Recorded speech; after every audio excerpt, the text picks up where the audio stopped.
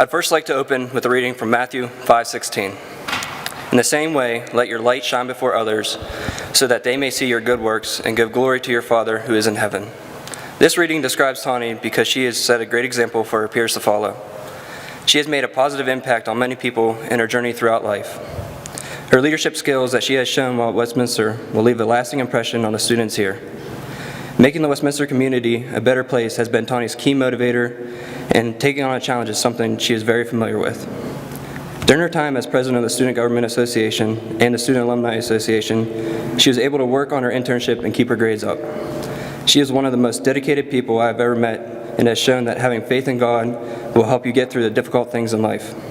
I am proud to introduce to you my fiance and best friend, Tawni Darby.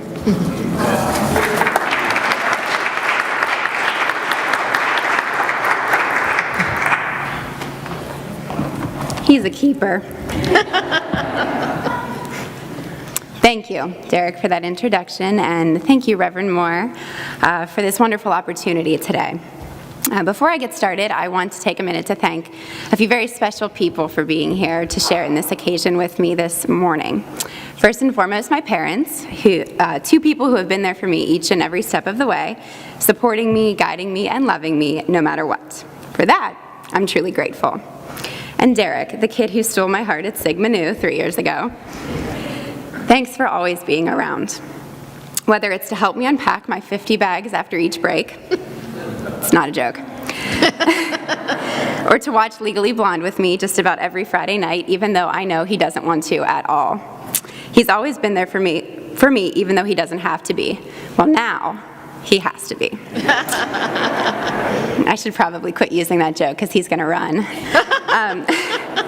I'd also like to thank my grandparents for being here and for being an incredible example of faith for me to follow throughout my life.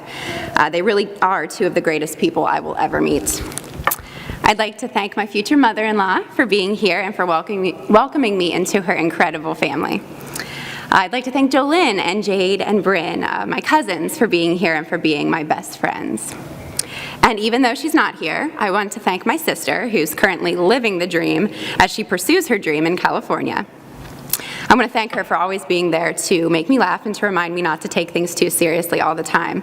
In fact, if she was here today, she'd probably be making funny faces at me from the first row, so it's probably a good thing she's 3,000 miles away.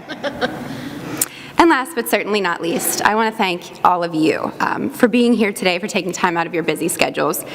Even though you may not know it, each of you has had a very special part in my life. At first, I struggled with what I should talk about today and how I should present the last 4 years of my life in a way that wouldn't bore you all to tears or put you right to sleep. But after I brainstormed a bit, I realized that my new struggle was in how to fit everything I wanted to talk about into less than 30 minutes. In fact, it would be really hard for me to fit the 4 years I experienced at Westminster into anything less than 30 hours. But I promise I will try. Back in August, I enjoyed the privilege of getting to speak to the first-year class at opening convocation. In doing so, it was my sincere intention to impart a grand sense of wisdom on the first-year students, help change their lives, and give them a roadmap for what was ahead. Well, I haven't the slightest clue if they got that from my speech, but what I do know is one thing. Giving that speech had a major impact on my life. In that speech, I spoke to the first-year students about writing a story during their 4 years of college. I warned about choosing their words and characters wisely, and about writing a beginning, middle, and end that they would be proud of. And then I closed with something like this. I hope that one day, when you're an old senior like me, you look back on your story and are proud of every single word you wrote. At the time, that sentence was nothing more than a powerful way to close my speech, and I was pretty proud of myself for being so clever. But today, when I read that sentence, it means so much more. For today, I really am that old senior, proud of the story I wrote at Westminster. At my last SGA meeting a few weeks back, I got extremely emotional during my final report to the Senate, and I even shed a few tears. After that meeting, I had a student come up to me and say that members of the Senate were shocked to see me get emotional because they, and I quote, thought I didn't cry. I laughed at that statement, but then it made me think, what type of person have I become over the last 4 years? See, that's the beautiful thing about college. You get the chance to discover who you are in a safe environment over the course of 4 short years. and you get to practice. You get to practice making decisions, you get to practice dealing with the consequences, and you get to practice becoming the person you want to become through a process of trial and error. Through my own very personal relationship with the process of trial and error, I've learned one really important lesson: that true character is developed in the face of adversity. Now, I'm pretty fortunate and very blessed. I haven't experienced any horrific events in my life that have left me without family members or close friends, and I thank God for that each and every day, and I pray for His continued blessing for many years to come. I have, however, experienced events that have challenged my intellect, self-confidence, work ethic, personal beliefs, and most significantly, my faith. Over the last 4 years, these challenges have come in the form of really tough tests and time-consuming group projects, personal relationships and friendships that have come and gone, an internship turned lifelong project, one heck of an SGA election, and real-life situations that have made me sharpen my definition of integrity and strengthen my personal code of ethics.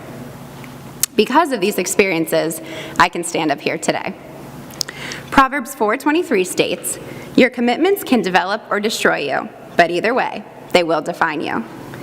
That's a pretty powerful scripture, so let me say that again. Your commitments can develop or destroy you, but either way, they will define you. So let's think about that for a minute. The things we choose to do, or the things we choose to do with our time, will no doubt mold our character and the kind of people we are. But what's more important than that is how we let those things shape us.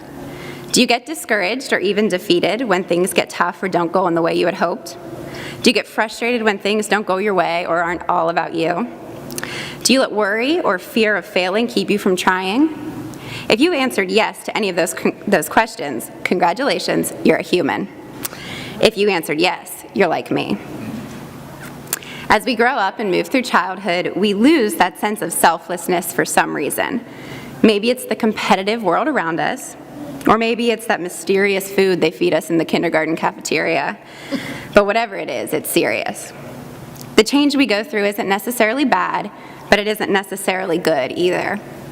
The challenge is finding situations as we do grow up that force us to remember that as much as we'd like to think so, life is not about us as individuals. For the past 2.5 years, I have been blessed with the opportunity to found and develop an enrichment program called Teens in Training Camp that encourages teens to engage in healthy living, scholastic achievement, and community involvement. It also helps the girls who attend to develop a strong sense of self in addition to poise and confidence. When I became involved with this organization, my motivation for doing so may have been a little bit selfish. You see, my involvement with Teens in Training Camp started out mainly as a way for me to secure 4 internship credits, to network with the pros in the business, and to make a name for myself in the entertainment industry. I saw an opportunity to help people, but the thought of being someone in that world meant so much to me. The thing is, my motivation to succeed as an individual was completely normal. That's what people in today's society do. They do things that are good for them. Luckily for me, however, I quickly learned the important lesson that although this was going to be a great experience and a great opportunity for me, it was about so much more than just me.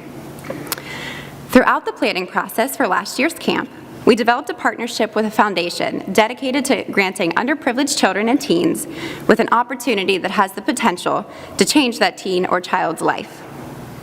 As a result of this partnership, a beautiful 16-year-old girl became a participant of the 2012 Teens in Training Camp. When she arrived in Orlando for the first day of camp, I was shocked at how shy, introverted, and somewhat defeated she seemed before the camp even started. Over the course of the week, I took every opportunity that I had to talk with her, to sit with her at lunch, and to try and get to know her a little bit better. I came to find out that we actually had a few things in common, which was pretty cool. As the week went on, she got more and more comfortable with the other girls, started talking more, even raised her hand to answer a question during one of the workshops. By the end of the week, she was a completely different person and seemed even more beautiful, sweet, loving, and kind than when she had arrived at the beginning of the week. Before they left Orlando, her mother came up to me and with tears in her eyes, thanked me for giving her daughter this wonderful opportunity and for providing her with the tools that she would need to succeed in the future. In that moment, I realized that while I was busy all week thinking about how I could make the experience better for this girl, I wasn't thinking about how I could make it better for myself. It was one of those awesome moments in life when you realize just how hard God is working for you. This one special teen and the 42 other teenage girls that have gone through this program have touched my life and continue to remind me every day that life is about so much more than me. Even situations that seem like great opportunities for us as individuals usually aren't about us, or at least they shouldn't be. That important lesson that I learned through my time with teens in training camp has carried over into my time as president of the Student Government Association. Margaret Thatcher once said, "Being powerful is like being a lady. If you have to tell people you are, you aren't."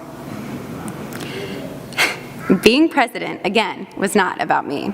Instead, it was about being a decent enough, strong enough, and sane enough leader that my team felt confident in following.